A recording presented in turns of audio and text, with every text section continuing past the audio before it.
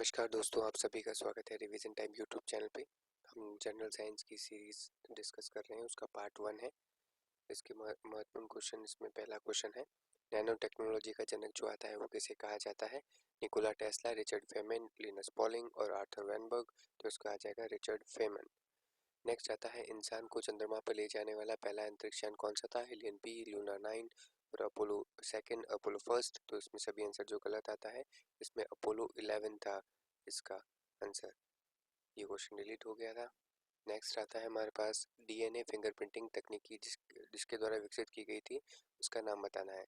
Alex Jeffrey और सहयोगी, लालजी सिंह सहयोगी, एम गरसर्दन सहयोगी, बी बाल एंड सहयोगी। तो सही आंसर जो आ जाएगा एलेक्स जेफरी और उसके सहयोगी के द्वारा।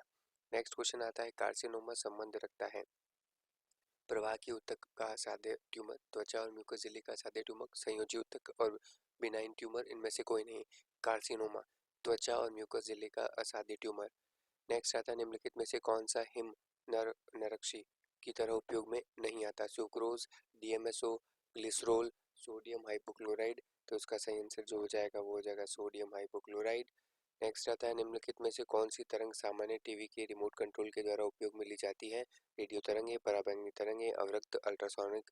तो इसका सही आंसर जो आ जाएगा वो आ जाएगा अवरक्त यानी इंफ्रारेड वेव्स। नेक्स्ट है, अपने हाथ में अवरोधकों की पहचान करने के लिए चमगादड़ निम्नलिखित तरंगों में से कौन सी एक उपयोग करते हैं? अवरक्त, रेडियो, पराश्रव्य और सूक्ष्म तरंगे।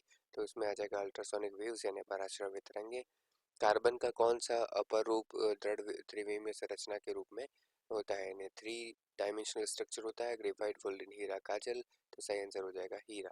निम्नलिखित में से कौन सी फंगस ब्लैक फंगस रोग का कारण होता है? म्यूकर, लाइगोपोडियम, पेनिसिलियम और Leptospira.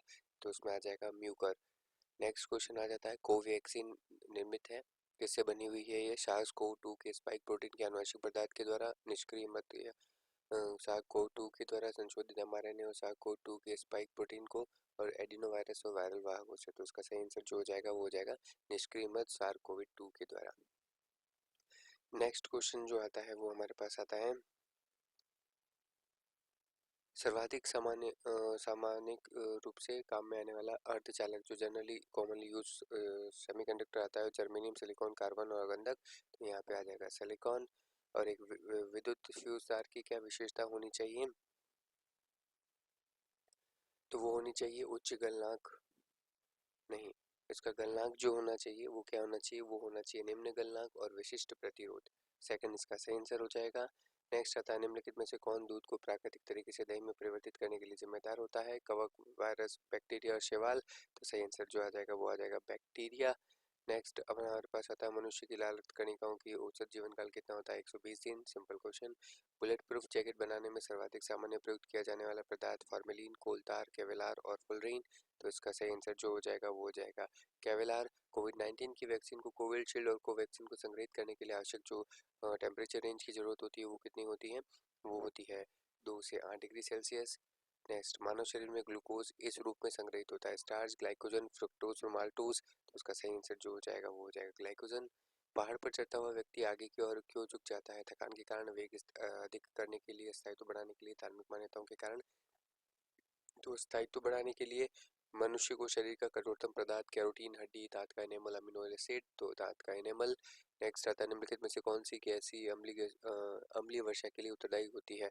Oxygen, carbon monoxide, sulphur dioxide और oxygen, sulphur dioxide, hydrogen sulphide और सल्फर डाइऑक्साइड और नाइट्रस ऑक्साइड। तो इसका सही आंसर हो जाएगा डी। नेक्स्ट आता है, कौन सी पानी में घुलनशील विटामिन है? A, B1 और विटामिन डी और विटामिन ई। तो इसका सही आंसर जो हो जाएगा वो आ जाएगा विटामिन B1।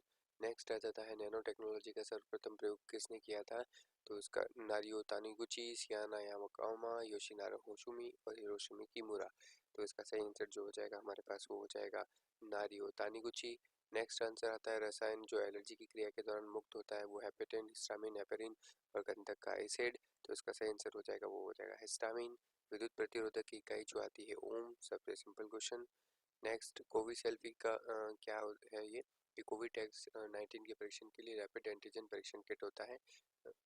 इसी तरह हमारे पार्ट 1 के महत्वपूर्ण क्वेश्चन कंप्लीट होते हैं। आप सभी का यहाँ तक बने रहने